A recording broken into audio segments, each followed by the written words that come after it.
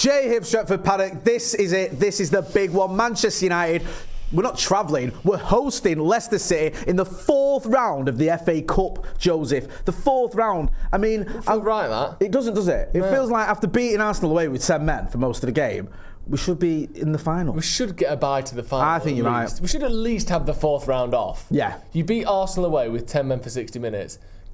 Have a rest. Yeah. Do you know what I mean? We'll see you in the 5th. Have a breather. It'd be so United as well to do that and then lose at home to Leicester. But we'll get into predictions later on. Let's not ruin it already.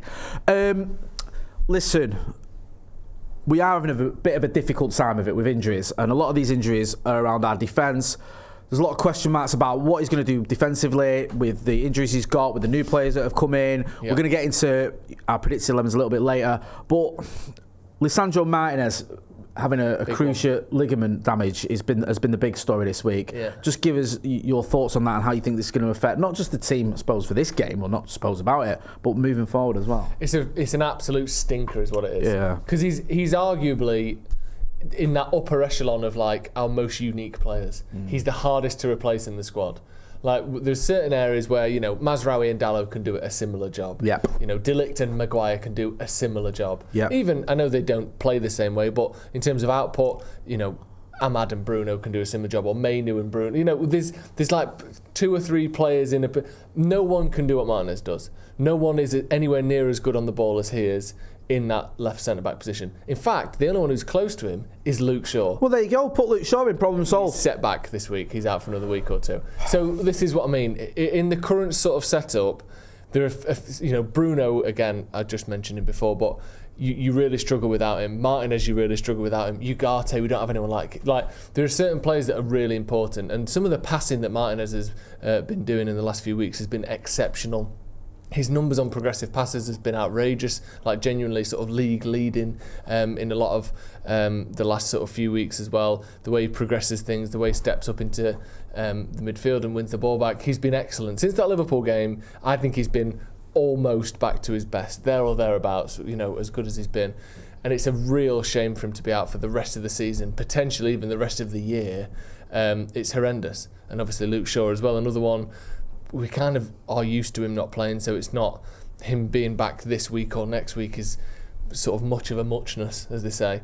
I'm not quite so bothered about that one because he wasn't playing anyway, but Martinez was starting every game, and we have to replace him with someone that isn't like him.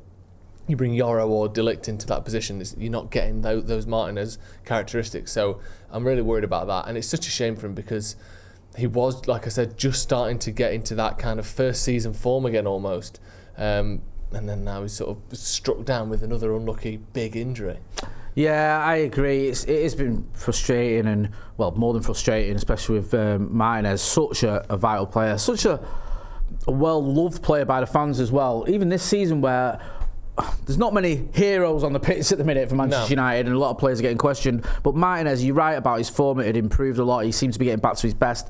His influence on those around him. The fact he weighs in with goals and assists at a time when we can't score for love nor money. Yeah. I mean, it's such a devastating blow. It really is. Faults with him as well. I mean, he's got to be gutted. He's gone through all the hard work to get back to his best, and then he goes down. You could see how gutted he was in the Crystal Palace game when he hit the deck and he was like telling the physio to swap him. It was pretty devastating. Yeah. We'll talk a little bit about youth, because when people talk about the Manchester United DNA and the Manchester United way, they're talking about the academy, really, aren't they? That is what makes Manchester United unique, and that is one thing we've always done going back to the 1930s, this whole thing about having a player from the academy in our squad. We turn to youngsters a lot of the time, and the youngsters at Old Trafford or through the academy tend, to have a better chance of getting into the first team and making an impact.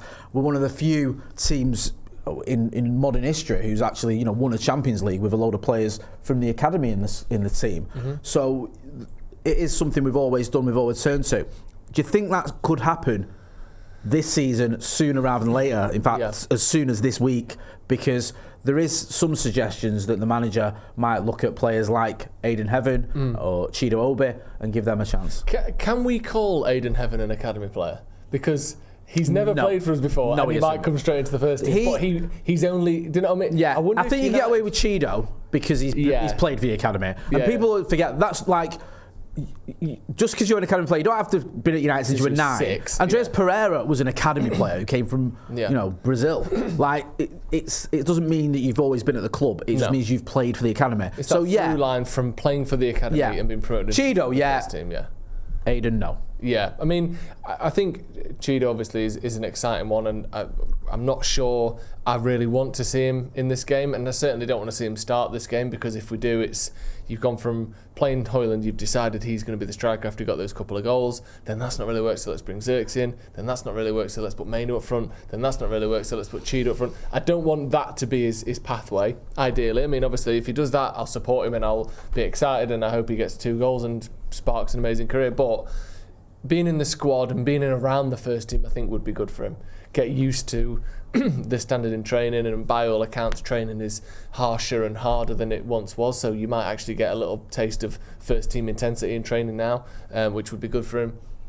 But I do think that, like you said, that is one of the true tenets of Manchester United throughout history. It's not a myth. It's not something that we manufacture and you look at the numbers and it doesn't stack up. It does stack up. United are, in terms of the ratio of success over time and academy players being a part of that success, no other English team can really touch Man United on that front, and that's an exceptional thing to be proud of. And like I said, Heaven has come from another academy, so he is an academy player. He's not a United academy player, but I wouldn't mind seeing him again part of that squad and getting up to speed with the Premier League. But I think we've had this amazing under-18s team. I know they've lost a bit recently, but they've been exceptional for 18 months or more now.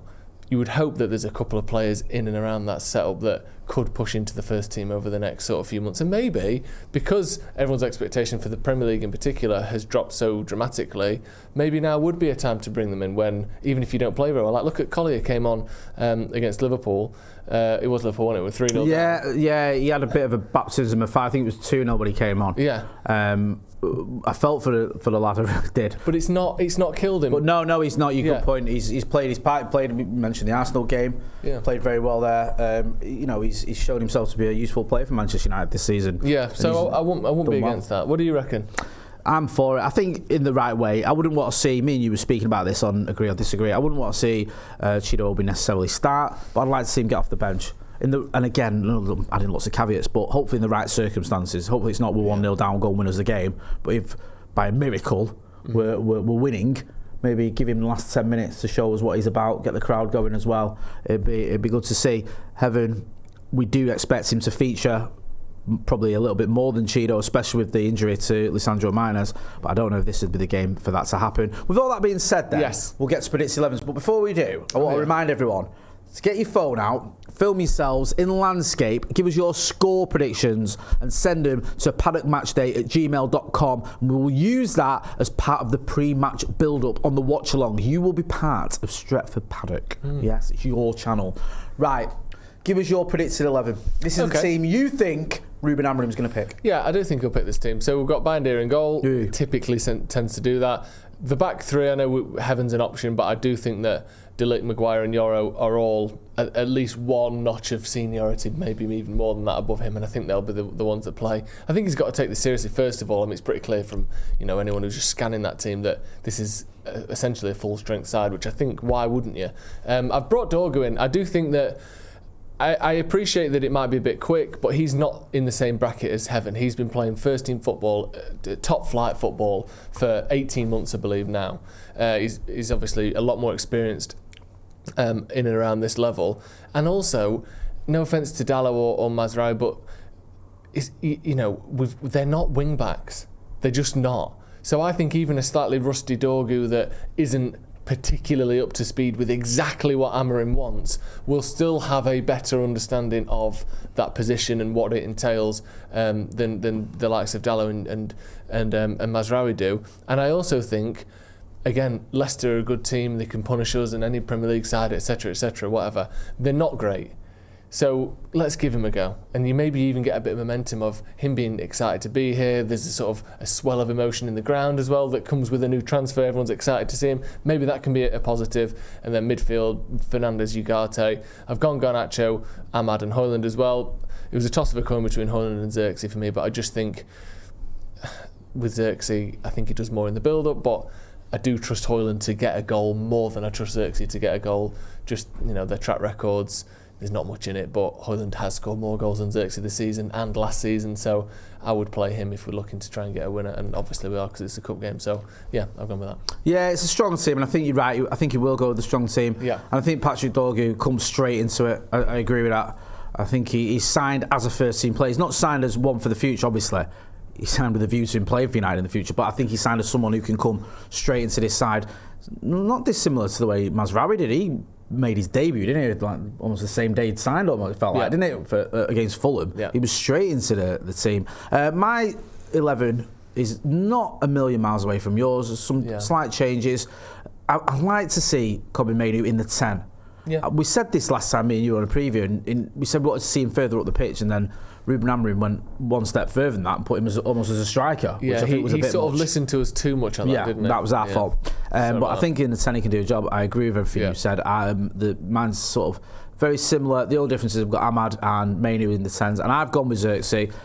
I keep going back to this thing with Højlund and Xerxes, and there's not much between them at the minute. Neither of them is doing that well. I just feel with Xerxes, he's got a little bit more, just slightly, and this might sound slightly contradictory after what happened against Palace, but a little bit more of a spring in his step. Seems to be a little bit less phased about what is going on at Manchester United at the minute. Højlund seems like he's got the weight of the world on his shoulders. He seems a bit more hurt by it. Yeah, and that's my only thing is the confidence element. That is purely it. I agree with what you're saying. Well, I can't disagree. He has literally scored more goals than Joshua Xerxes, so you're right about Højlund. I just feel when I watch the both of them, Xerxes at least looks like someone who wants the ball, who's quite confident, who, he's not perfect by any stretch, but he at least has a little bit of swagger. Højlund just looks like a shadow of the player we saw around this time last year, wasn't it, when he really got going domestically. Burst into life. After a decent scoring spree in the Champions League. Get involved, chat in the comments, let us know your predicted 11s. Leicester. Yes. Ruud van Nistelrooy. Yeah. Ruud van Nistelrooy, Leicester and Manchester United is like, it's just this weird quirk in it that there's been a lot of games involving these three entities. I know. I'm worried we're going to see like Ruud van Nistelrooy's won more games at Old Trafford since Amorim arrived than he had. Like one of those since Ten Hag was sacked, Ruud van Nistelrooy's done this, and it's the same as Amorim. I don't know if that stat can even exist, but these things just happen when Ruud wins. Yeah. And he's actually won as many games at Old Trafford as Amorim has since he arrived. Like that actually might be true.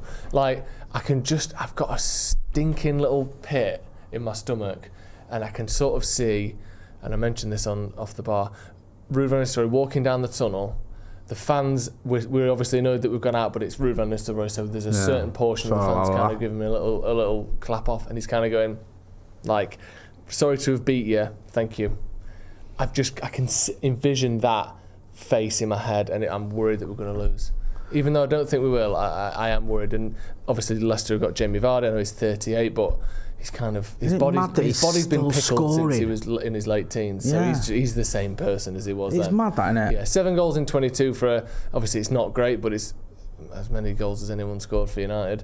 And he's playing for a far worse team, even though we're struggling. They're a lot worse. They are beatable though. Obviously, they've only won 3 of the 12 games since Van Nistelrooy arrived, and 8 of those are losses as well. It's not like there's been 5 draws in there. They're hard to beat. They're not hard to beat. They don't win many games. Who knows how seriously they'll be taking this competition as well, because their aim is to stay up in the league. It's no use them getting to an FA Cup semi-final and getting relegated because of it. Like, they need to sort of focus on that. So maybe if we get an early goal, I think we'll have a good chance. I do. But I just have that image. Sorry for beating you, but thanks for cheering me. I know, you're convincing me, to be honest with you. I've been almost amazed at how bad we've been at Old Trafford this season. Yeah, it's honestly, crazy. I have. Against relatively poor opposition as well. I mean, yes, some of these teams are decent. Like Brighton are a decent team. Crystal Palace are a decent team. But we made them look a lot better than they are. Southampton are not a decent team, but we made them look really good. Yeah. And we made Bournemouth look like prime Real Madrid again. They were really good. So yeah, I do worry. Give us your score prediction.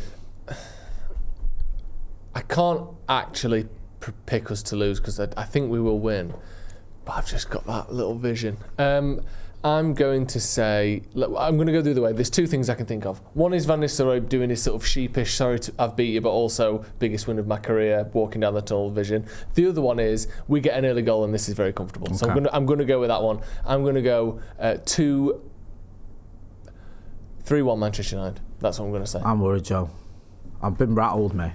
What is it? My little Van Nistelrooy image. The performances I'm watching. Yeah. Just there seems to be an air of inevitability when we go behind, and I